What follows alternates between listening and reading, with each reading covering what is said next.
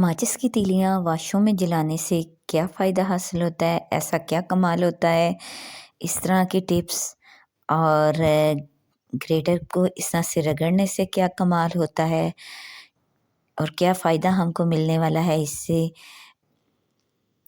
और ये हमारे किस तरह काम आएगा? और इस तरह के मसालों वाले पैकेट जो हम एक दफ़ा यूज़ करते हैं और यूज़ करने के बाद इनमें नमी आ जाती है, इनको दोबारा से हम किस तरह सेव कर सकते हैं? इस तरह की बेशुमार टिप्स आप मेरी इस वीडियो में देखेंगे। जी, और गोलियों को एक्सपायर गोलियाँ जो होती हैं, उनको चाय में डालने से हमें क्या फ़ायदा हासिल होता है? और इस तरह जो कहवा बना हुआ है, उसको काउंटर टॉप पे या जिसको आप स्लैब कहते हैं, उस पर डालने से क्या कमाल होने वाला है? इस तरह की बेशुमार टिप्स हैं मैं आपको दूँगी। जी, तो जो मास्क की ये वायर है, इसको हम अपने किस तरह काम में लाने वाले हैं। जी, तो सबसे पहले टिप की तरफ आ जाते हैं। जी, तो जो मेरी टिप नंबर 1 है, वो कुछ इस तरह से है कि हमारे वॉशरूम में से स्मेल बहुत ज़्यादा आती है। चाहे हमने इसको कितना ही साफ-सुथरा रखा हुआ हो, तो आपने ऐसा करना है कि माचिस ले लेनी है, माचिस की तीलियाँ जलाकर उनको आपने बुझा लेना है। बुझाकर आपने उसको फेंकना नहीं है वॉशरूम में, वहीं कहीं पे साबुन के पास या किसी भी जगह पर वो तीलियाँ आपने रख देनी है।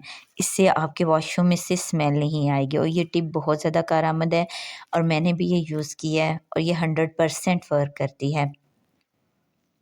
और ये टिप जो है ना बहुत ज़्यादा अच्छी और फ़ायदेमंद टिप है। जी, तो इसके साथ ही चलते हैं मेरी टिप नंबर 2 की तरफ।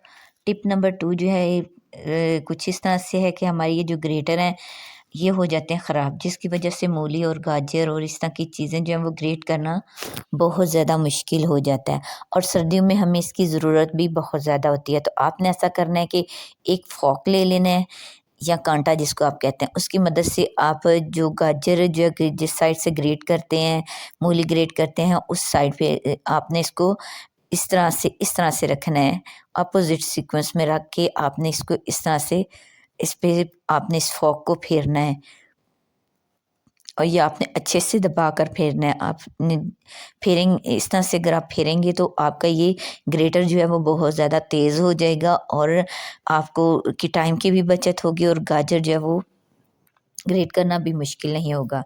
जी, तो मेरी जो टिप नंबर 3 है वो कुछ इस तरह से है कि अ, हमारे पास इस तरह मसाले, कॉर्नफ्लोर वग़ैरह कुछ भी जो होते हैं वो आते हैं तो हम एक साइड से उसको काटते हैं और यूज़ कर लेते हैं और बाकी मसाला और जो इस तरह की चीज़ें होती हैं इसी तरह बची पड़ी रहती हैं, जिसकी वजह से मसालों में नमी आ जाती है। तो आज के बाद इनमें नमी नहीं आएगी। आपने क्या करना है कि इस तरह का एक कागज़ ले लेना है, ये कागज़ हर घर में मौजूद होता है।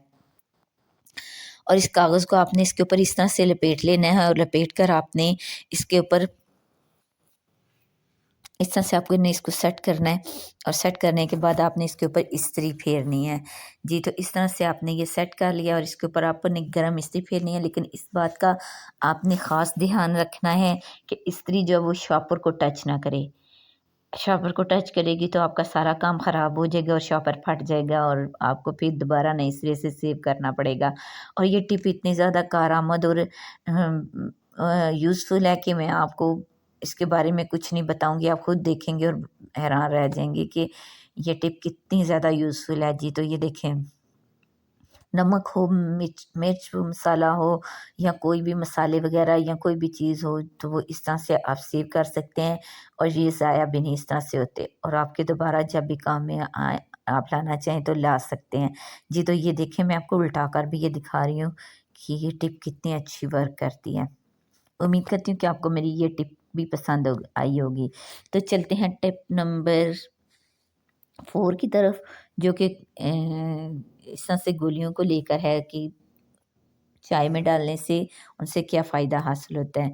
तो आपने जो है ना वो कोई भी पेन किलर लेनी पेन किलर है और एक्सपायर हुई हों तो वो ज़्यादा बेस्ट है। और ये जो पेन किलर हैं आपने इस तरह चाय में बनाकर डाल देनी है। तो इससे क्या फ़ायदा होता है कि हमारे जो किचन है इसमें चूहे आ जाते हैं और कॉकरोच होते हैं। गर्मियों में मक्खियाँ बहुत ज़्यादा होती हैं, तो ये जो है ना वो स्लैब के ऊपर या काउंटर टॉप जिसको आप कहते हैं उसके ऊपर घूम रही होती हैं। तो ये आपने ऐसा करना है कि 1 चम्मच आटा पहले लेना है, उसमें आपने ये कहवा डाल लेना है। इसको आपने फ़ोर्क की मदद से अच्छे से मिक्स कर लेना है। मिक्स करके आपने इसको में 1 चम्मच और आटा मिक्स ऐड कर लेना है। और मिक्स करके आपने इसके जो है ना वो गोलियाँ बना लेनी हैं और ये गोलियाँ आपने उस जगह पे रखनी है जहाँ पे जो है ना चूहे आते हैं या आपके घर में जिस जगह पे किचन में कॉकरोच हैं, ये गोलियाँ आपने इस तरह से गोल बना लेनी है। एक तरीका तो गोलियाँ बनाने का ये है और दूसरा तरीका गोलियाँ बनाने का मैं आपको बताऊँगी। आपने इस तरह से ये कर लेना है आटे को करके और आपने छुरी की मदद से जो है इनको कट करके गोल कर लेना है या आप स्क्वायर ही रख दें। तो आपने इनको कट करके जो है ना वो जिस जगह चूहे या मक्खियाँ, मच्छर आपके इकट्ठे होते हैं, आपने इनको उस जगह पे रख देना है और इस तरह से ये आप यकीन मानें कि कभी भी आपके घर में चूहे, मक्खियाँ और मच्छर इकट्ठे नहीं होंगे। ये टिप जो है बहुत ज़्यादा ईज़ी और आसान भी है। आपको ना तो इसके लिए बाज़ार जैसे स्पेशल कोई मेडिसिन लानी पड़ेगी और ना ही महँगे-महँगे पाउडर लाने पड़ेंगे। आप चाहें तो इन गोलियों को इस तरह से गोल कर लें, नहीं तो चकोरी रहने दें, कोई मसला नहीं है।